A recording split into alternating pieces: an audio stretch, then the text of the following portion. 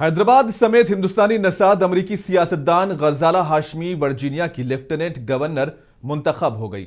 وہ ریاست میں اس عہدے پر فائز ہونے والی پہلی مسلمان بن گئی، جو ریاست ورجینیا کے سینیٹر ہاشمی 2025 کے انتخابات میں ملک بھر میں کلیدی عہدوں پر لڑنے والے 30 سے زیادہ ہندوستانی نژاد امریکی اور جنوبی ایشیائی امیدواروں میں شامل تھی۔ سال 2019 میں پہلی مرتبہ منتخب ہونے والی ہاشمی نے ریپبلکن کے زیر قبضہ سینیٹ کی نشست کو پلٹ دیا، جس سے ڈیموکریٹس کو چیمبر کا کنٹرول حاصل کرنے میں مدد ملی، اور کل رات ہاشمی نے ورجینیا کی پہلی جنوبی ایشیائی امریکی اور مسلم لیفٹیننٹ گورنر کے طور پر ایک بار پھر تاریخ رقم کی ہے۔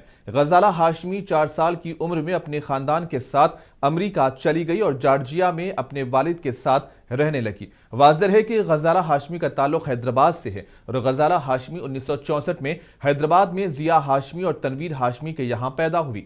غزالہ نے اپنے بچپن کے دن حیدرآباد کے ملک پیٹ میں اپنے نانا نانی کے گھر گزارے۔ وہ 4 سال کی تھی جب وہ اپنی ماں اور بڑے بھائی کے ساتھ ہندوستان سے امریکہ ہجرت کر گئی، جہاں وہ جارجیا میں اپنے والد کے ساتھ رہنے لگی۔ اس طرح غزالہ ہاشمی کی یہ شاندار جیت حیدرآبادیوں کے لیے بھی ایک تاریخی لمحہ بن گیا۔